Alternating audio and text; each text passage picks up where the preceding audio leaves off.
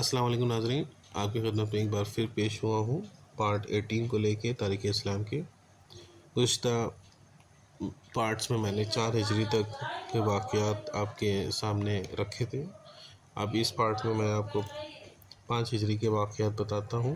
5 ہجری میں جنگ خندق اور جس کو احزاب کے بھی نام سے جانتے ہیں یہ برپا ہوئی تھی۔ اس جنگ یہ مشہور اس لیے تھی کیونکہ اس میں ساری طاقتیں مل کے اسلام کے خلاف مقابلہ کرنے کے لیے آئی تھیں، جس میں یہودی لوگ بھی شامل ہو گئے تھے۔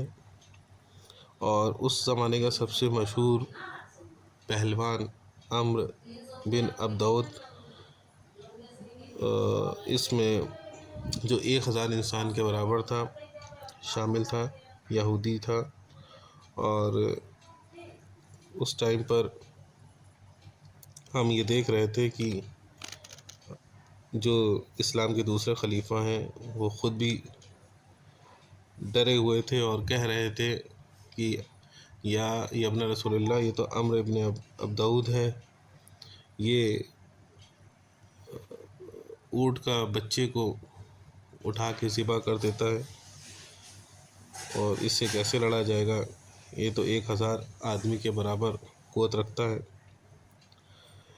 تو کوئی نہیں جانے کو تیار تھا۔ میرے آقا نبی مصطفیٰ محمد مصطفیٰ صلی اللہ علیہ وسلم نے مولا علی علیہ السلام کو تلوار دی اور مولا علی علیہ السلام جاتے ہیں اور اس کا سر قلم کرتے ہیں عمرو بن عبدود کا۔ اور جب وہ آ رہے ہوتے ہیں تو بڑی شان سے آتے ہیں میرے آقا، تو سارے لوگ کہتے ہیں کہ یا نبی اللہ، یہ تو مولا علی علیہ السلام کتنی شان سے آ رہے ہیں۔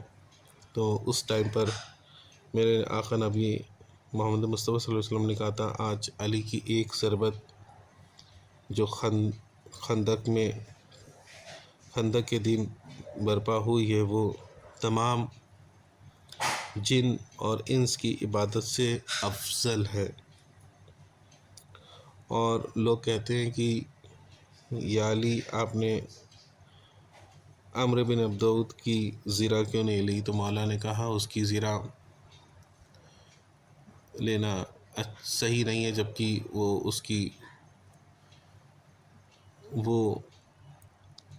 اس کے جسم کو چھپا رہی تھی، جو اس کو لوگوں کے سامنے ظاہر نہیں ہونا تھا۔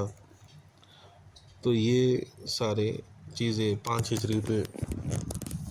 ہجری کو ہوتی ہیں۔ اب کفار مکہ یہاں پہ بہت اسلام سے رنجیدہ ہو جاتے ہیں کہ ان کی ساری طاقتیں مل کے بھی اسلام کا مقابلہ نہیں کر پا رہی ہیں۔ اب 6 ہجری کا واقعہ آتا ہے۔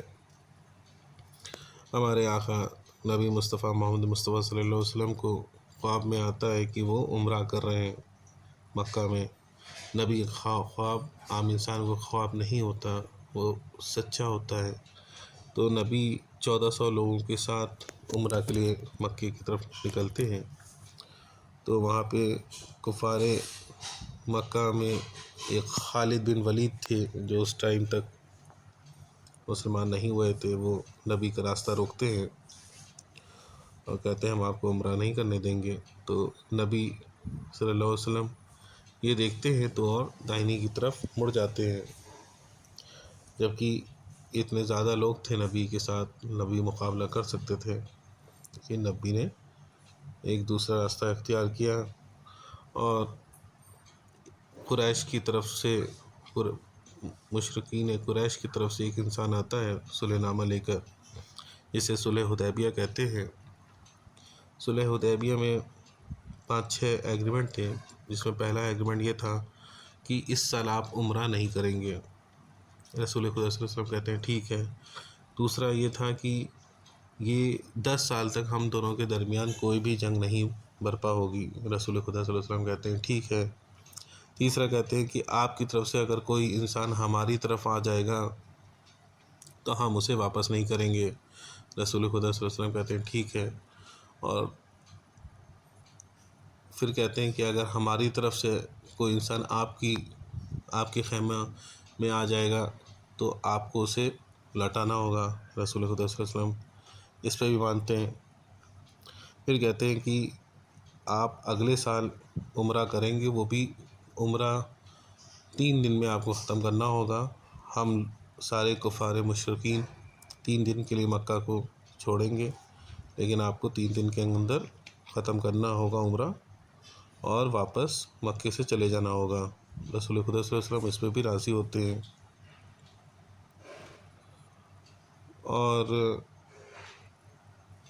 اور آپ جب عمرہ کرنے آئیں گے تو اپنی تلواریں میان میں ہی رکھیں گے، اس پہ بھی راضی تھے رسول خدا صلی اللہ علیہ وسلم۔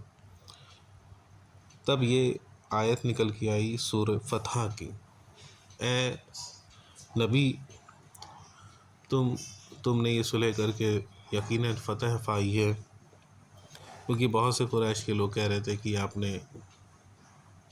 بہت سے مسلمان کہہ رہے تھے کہ آپ نے ایسا کیوں کیا، جبکہ تاریخ میں ہے کہ جو دوسرے خلیفہ تھے وہ بہت اعتراض کر رہے تھے نبی کے اس بیان پر، اس صلح حدیبیہ جس کا شکل دیا گیا ہے اس ایگریمنٹ کو صلح حدیبیہ کے نام سے، اس کا بڑا اعتراض کرنے لگے تھے دوسرے خلیفہ اسلام کے۔ لیکن ان کے اعتراض میں یہ سورہ فتح کی آیت اتری کہ اے نبی ان سے کہہ دیے کہ آپ ہی کی فتح ہوئی ہے، کیونکہ جو اللہ جانتا ہے وہ بندے اس کے نہیں جانتے ہیں۔ تو ناظرین یہیں تک ہم پارٹ 18 کو ختم کرتے ہیں۔